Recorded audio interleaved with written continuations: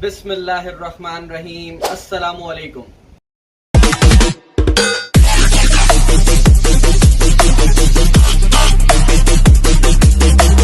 تو آج کا میرا ٹاپک ہے ہمارے پیارے وزیر اعظم شہباز شریف صاحب، جو کہ گئے ہیں برطانیہ ملکہ الزبتھ II کی آخری رسومات ادا کرنے کے لیے.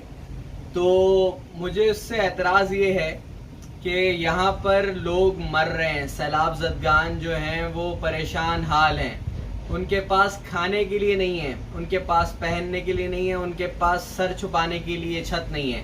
لیکن ہمارے وزیر اعظم صاحب جو ہیں ان کو ملکہ الزبتھ II کی آخری رسومات ادا کرنے کے لیے جانا ہے اور وہاں پر شاہی خرچے کرنے ہیں. تو ہمارے ملک کے حالات کو دیکھا جائے تو وزیر اعظم کو چاہیے تھا کہ وہ اپنے لوگوں کے درمیان موجود رہتے. 4 ہیلی کاپٹر پر چکر لگانے سے اور اوپر سے امداد پھینکنے سے مسائل حل نہیں ہوتے. مسائل مل بیٹھ کر حل کرنے پڑتے ہیں لوگوں کے درمیان، اور یہ نہیں ہوتا کہ آپ نے 4 اچھی باتیں کہنے کے بعد عملاً کچھ نہیں کیا اور آپ اس سے بری الذمہ ہو گئے. تو بری الذمہ آپ نہیں ہو سکتے شہباز شریف صاحب. آپ جو وہاں گئے ہیں برطانیہ میں اپنے بھائی سے ملنے، جو کہ مفرور ہیں، 1 نہیں 2 نہیں 3 نہیں، یہ سب جو وہاں بیٹھے ہوئے ہیں برطانیہ میں وہ سب مفرور ہیں. عدالتوں سے ضمانتیں لینے کے بعد یہاں سے بھاگ گئے اور وہاں جا کر چھپ کر بیٹھ گئے اور اب واپس پاکستان آنے کا نام نہیں لے رہے.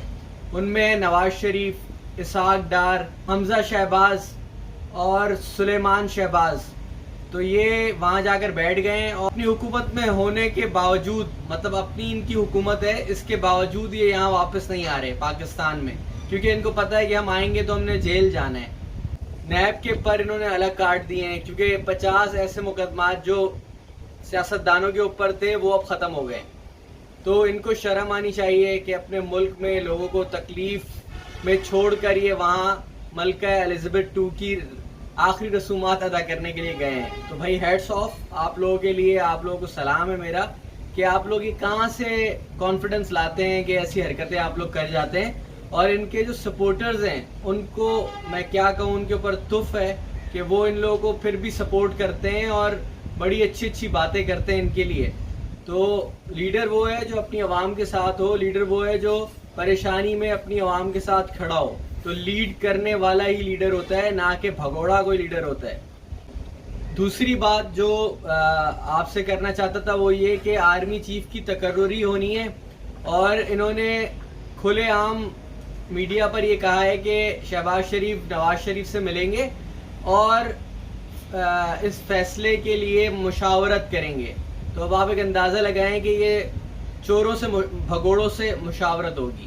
جو منی لانڈرر ہیں، یافتہ مجرم ہیں، ان سے مشاورت ہوگی کہ ہمیں بتائیں تو صحیح طرح کہ آرمی چیف کس کو لگانا ہے.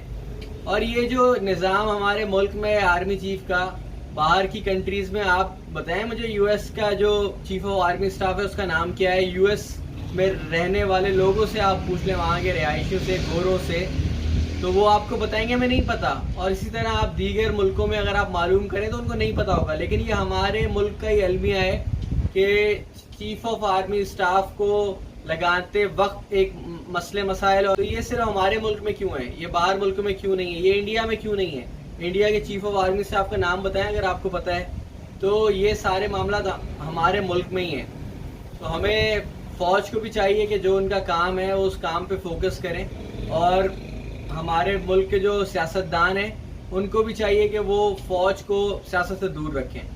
تو آج کے لیے میں آپ سے اجازت چاہتا ہوں.